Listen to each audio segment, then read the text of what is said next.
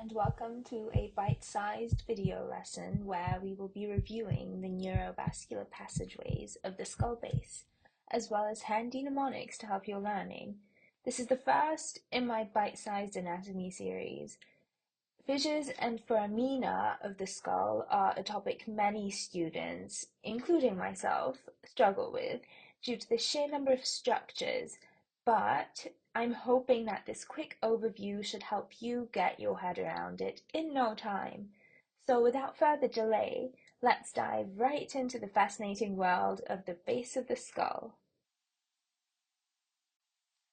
The skull itself contains both foramina and fissures.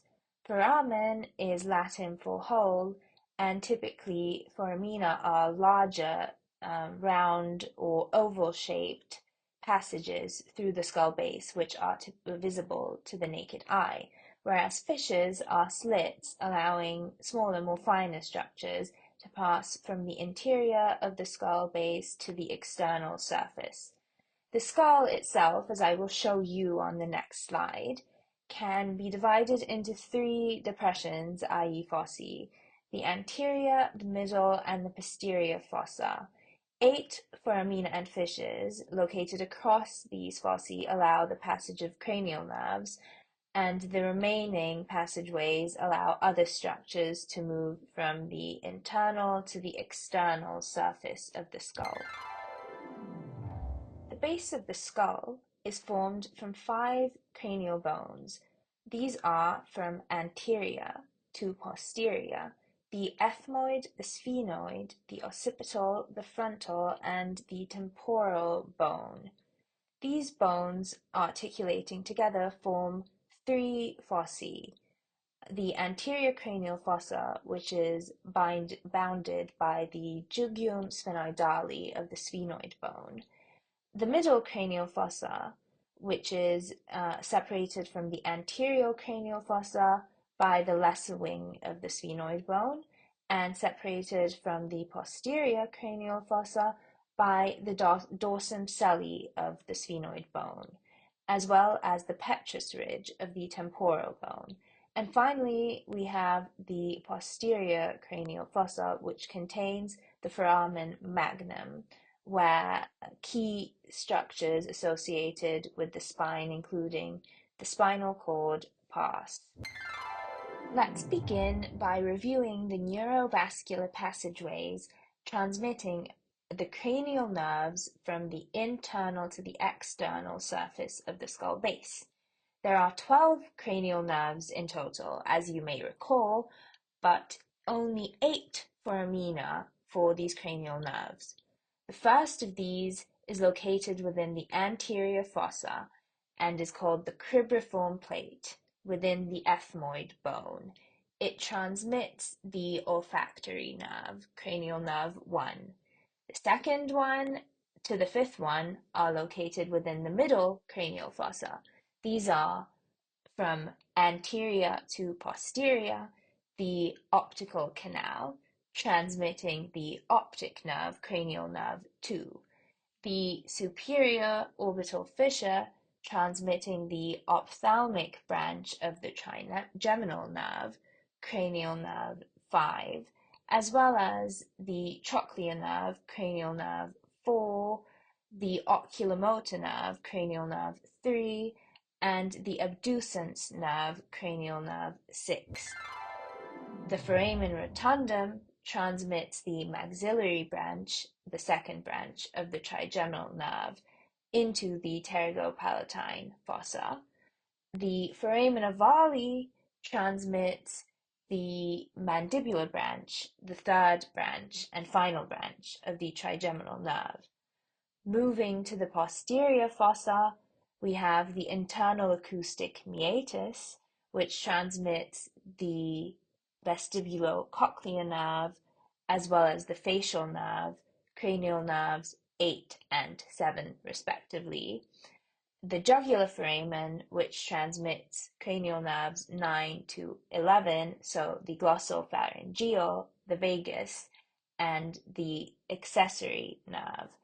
And finally, we have the hypoglossal canal, which transmits cranial nerve 12 the hypoglossal nerve. The anterior cranial fossa contains 3 neurovascular passageways in total, the details and contents of which we will be reviewing over the next few slides. From anterior to posterior, the 3 passageways are the foramen cecum, located within the frontal bone, the anterior ethmoidal foramen within the ethmoid bone, and the cribriform plate, which transmits the first cranial nerve, the olfactory nerve, also located within the ethmoid bone. Let's now move on to the foramen cecum of the frontal bone. It connects the anterior cranial fossa to the nasal cavity, and it transmits the emissary veins, which are part of the venous drainage of the brain. The anterior ethmoidal foramen is located within the ethmoid bone and connects the anterior cranial fossa to the orbit. It transmits, as the name suggests, the anterior ethmoidal vein, artery, and nerve. The next passageway is our first passageway transmitting a cranial nerve. It is called the cribriform plate and can be visualized as a series of small perforations within the cribriform plate of the ethmoid bone, which allow the various branches of the olfactory nerve to penetrate into the nasal cavity.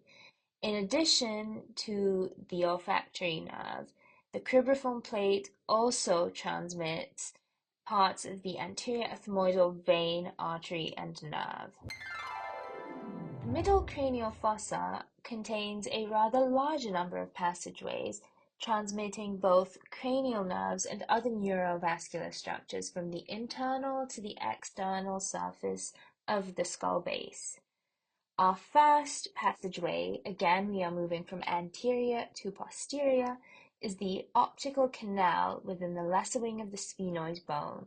All passageways transmitting cranial nerves I have labeled in purple, as you may have recognized from my previous slides. Our second passageway is the superior orbital fissure, which transmits a number of cranial nerves, as I mentioned in the introductory slide, as well as some additional structures, mainly ophthalmic veins.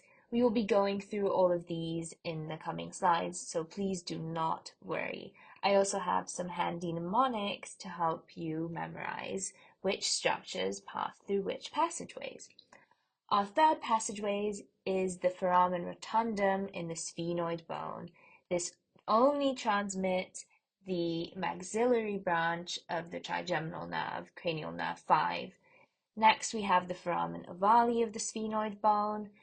The foramen spinosum is also located in the sphenoid bone, but it does not transmit a cranial nerve. And none of the remaining 10 foramina transmit cranial nerves, so they have been labeled in black instead of purple to allow you to differentiate them. The foramen lacerum is at the junction of the sphenoid, temporal, and occipital bones. We have the carotid canal, mainly for the internal carotid artery within the temporal bone. Then we have the hiatus for the lateral petrosal nerve within the temporal bone, hiatus for greater petrosal nerve also within the temporal bone, and finally the petrosphenoidal fissure at the junction of the sphenoid and temporal bones. As promised, I have devised a handy mnemonic to help you memorize the various passageways of the middle cranial fossa. So, let's begin. Oh, so frosty landscapes create lovely, grandiose pictures. As you can see, the O stands for optical canal, SO for superior orbital fissure, the R in frosty for foramen rotundum, O in frosty for foramen ovale, the S for foramen spinosum, landscapes for foramen lacerum, create for carotid canal, lovely for lesser petrosal nerve, grandiose for greater petrosal nerve, and pictures for petrosphenoidal fissure, also in some texts called the sphenopetrosal fissure, so not to be confused. So let's discuss the individual passageways in more detail. The optical canal has its medial boundary at the body of the sphenoid and its lateral boundary at the left wing of the sphenoid. It connects the middle cranial fossa to the bony orbit and transmits the optic nerve, cranial nerve 2, the ophthalmic artery, and the dural sheath. A mnemonic to help you memorize this is only one drink. Next, we have the superior orbital fissure, which is located between the superior and inferior wing of the sphenoid bone and connects the middle cranial fossa to the cavernous sinus and the orbit. It transmits a large number of cranial nerves as well as some ophthalmic nerves. These are from superior to inferior, the three branches of the first division of the trigeminal nerve, cranial nerve 5, which is the ophthalmic nerve. These are the lacrimal nerve, the frontal nerve, and the nasociliary nerve. The superior orbital fissure also transmits branches from three other cranial nerves, which are the trochlear nerve, cranial nerve 4, the superior and inferior divisions of the oculomotor nerve, cranial nerve 3, as well as cranial nerve 6, the abducens nerve. In addition to all of these cranial nerves, the superior orbital fissure also transmits the superior and inferior ophthalmic veins. You may find this mnemonic helpful in aiding your memorization of the structures passing through the superior orbital fissure. Long fissures seem to store only nerves instead of arteries, including ophthalmic veins. So, after the relative complexity of the superior orbital fissure, it might be time to take a little breather with the foramen rotundum. It transmits a single structure, the second branch of the trigeminal nerve, cranial nerve 5, the maxillary nerve. It is located at the base of the greater wing of the sphenoid, and the foramen rotundum connects the middle cranial fossa to the pterygopalatine fossa, a complex structure deep within the skull, allowing the passage of various branches of the maxillary nerve, as well as the pterygopalatine ganglion and the mandibular artery. And I will do another video on this later to allow you to understand this very complex structure. Our next passageway is the foramen ovale, located at the base of the greater wing of the sphenoid bone. It connects the middle cranial fossa to the infratemporal fossa, another important space within the skull, which I will discuss in a separate video. The structures transmitted by the foramen ovale are the third branch of the trigeminal nerve, the mandibular nerve, the accessory meningeal artery, the lateral petrosal nerve on occasion, as well as the emissary vein. A mnemonic to help you memorize these structures is simply male. We will now move on to the remaining 6 passageways within the middle cranial fossa, neither of which transmits cranial nerves. The first one is the foramen spinosum, located within the greater wing of the sphenoid bone. It connects the middle cranial fossa to the infratemporal fossa and transmits the middle meningeal artery and vein, as well as the meningeal branch of the mandibular nerve, a branch of the trigeminal nerve, cranial nerve 5. The foramen lacerum is not immediately visible when the middle cranial fossa is viewed from above, as it is covered by the internal carotid artery. It is located between the greater wing of the sphenoid, the petrous part of the temporal bone, and the basilar part of the occipital bone, and connects the middle cranial fossa to the pterygoid canal. The structures transmitted are the greater and deep petrosal nerves. Moving on to the carotid canal, which is located in the petrous part of the temporal bone and connects the middle cranial fossa to the neck. As the name suggests, it transmits the internal carotid artery and venous plexus, as well as the plexus of lymphatics associated with the internal carotid artery and vein. There are also two small ridges within the middle cranial fossa which transmit the lesser and greater petrosal nerves. The hiatus for the lesser petrosal nerve is within the petrous part of the temporal bone and connects the middle cranial fossa to the tympanic cavity. It transmits, evidently, the lesser petrosal nerve as well as the superior tympanic artery.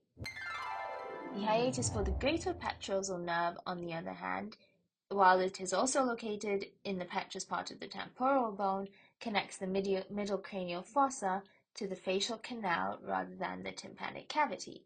As the name suggests, it transmits the greater petrosal nerve and the stylomastoid artery and vein.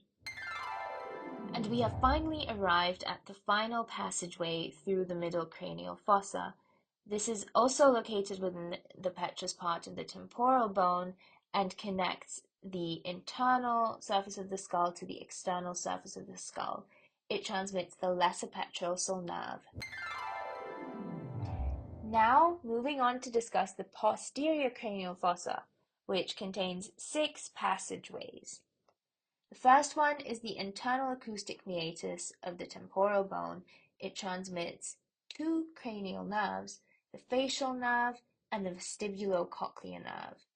The second one is the jugular foramen, transmitting cranial nerves 9 to 11, located at the junction of the temporal and occipital bones. So it contains the glossopharyngeal, vagus, and accessory nerves. The hypoglossal canal is in the occipital bone and, as the name suggests, transmits the hypoglossal nerve. We also have 3 remaining passageways which do not transmit cranial nerves. The foramen magnum, very difficult to miss, the large hole within the center of the skull base, located in the occipital bone, the condylar canal, also in the occipital bones, the paired occipital bones, and the mastoid foramen in the temporal bone. We will now discuss the internal acoustic meatus in greater detail. It is located between the petrous part of the temporal bone and the occipital bone and connects the posterior cranial fossa to the inner ear, more specifically the external acoustic meatus. It transmits, as I mentioned, 2 cranial nerves, the facial and vestibulocochlear nerve, as well as the vestibular ganglion and the labyrinthine artery and veins. The jugular foramen is located in the petrous part of the temporal bone and also articulates with the occipital bone. It connects the internal surface of the skull to the external surface of the skull base and transmits the glossopharyngeal nerve, cranial nerve 9, vagus, cranial nerve 10, the spinal accessory nerve, cranial nerve 11, as well as the inferior petrosal sinus, the posterior meningeal artery, and the internal jugular vein. The final passageway for cranial nerves we have not yet discussed is the hypoglossal canal within the occipital bone. It connects the posterior cranial fossa to the external surface of the skull base and transmits the hypoglossal nerve, cranial nerve 12, as well as the venous plexus associated with this nerve. The foramen magnum, the largest unmissable structure within the skull base, located in the occipital bone, it connects the posterior cranial fossa to the external surface of the skull base. A handy mnemonic to memorize the structures passing through is WASPs, spoken with a German accent, so VASPs. It contains the vertebral arteries, the anterior spinal artery, spinal cord, the spinal root of the accessory nerve, this one is key, the posterior spinal arteries, and the spinal vein. The condylar canal, also located within the paired occipital bones, connects the posterior cranial fossa to the external surface of the skull base, and on occasion, it transmits the condylar emissary veins. And with that, we have finally arrived at our final 19th passageway through the skull base, the mastoid foramen, located within the paired temporal bones. It connects the posterior cranial fossa to the external surface of the skull base. And as the name suggests, it transmits the mastoid emissary vein as well as the mastoid branch of the occipital artery. So let's do a brief, breezy summary of what we have discussed in this video. There are a total of 19 passageways for neurovascular structures through the skull base, transmitting structures from the internal to the external surface. Each of these passageways can be categorized based on which cranial fossa they are located in. So this is the anterior cranial fossa, the middle cranial fossa, or the posterior cranial fossa. The passageways for cranial nerves are labeled in purple, while all other passageways are labeled in black. Only a single passageway for cranial nerves is located within the anterior cranial fossa. This is the cribriform plate transmitting the first cranial nerve, the olfactory nerve. Moving on to the middle cranial fossa, we have the optical canal transmitting the second cranial nerve, the optic nerve. We have the superior orbital fissure transmitting cranial nerves 3, 4, 6, as well as the first branch of cranial nerve 5, the trigeminal nerve. So cranial nerve 3 is the oculomotor nerve, 4 is the trochlear nerve, the first branch of the trigeminal nerve is the ophthalmic nerve, and the sixth cranial nerve is the abducens nerve. Next, we have the foramen rotundum, which transmits the maxillary division of the trigeminal nerve. Then we have the foramen ovale transmitting the mandibular division of the trigeminal nerve into the infratemporal fossa. Moving on to the posterior cranial fossa, we have the internal acoustic meatus transmitting cranial nerves 7 and 8, so the facial and vestibulocochlear nerves. We have the jugular foramen transmitting cranial nerves 9, 10, and 11, the glossopharyngeal, the vagus, and the spinal accessory nerve. And finally, we have the hypoglossal canal transmitting the hypoglossal nerve, cranial nerve 12. In addition to the passageways for cranial nerves, we also have other passageways, 11 in total, transmitting various structures. We have number 1, the foramen cecum. Number 2, the ethmoidal foramen.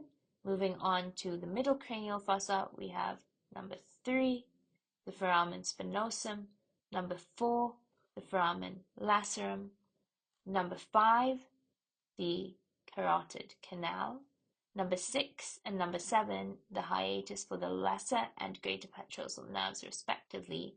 Number 8, the petrosphenoidal or sphenopetrosal fissure.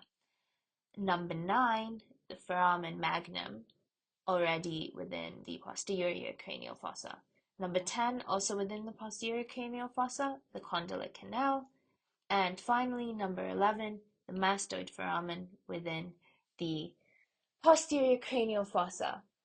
So I hope that this video helped you achieve a brief overview of the various neurovascular passageways within the skull base.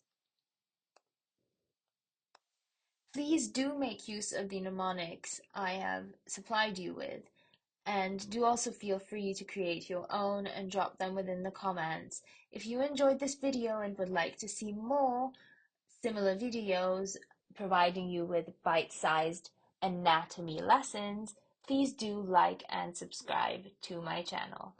And finally, as the source for the images in this video, I referred to the Tema Atlas of Anatomy, Volume 3, Head, Neck, and Neuroanatomy, 3rd edition. Thank you very much for watching this video. I am the Mini Medic, and I hope to see you again very soon in my next video.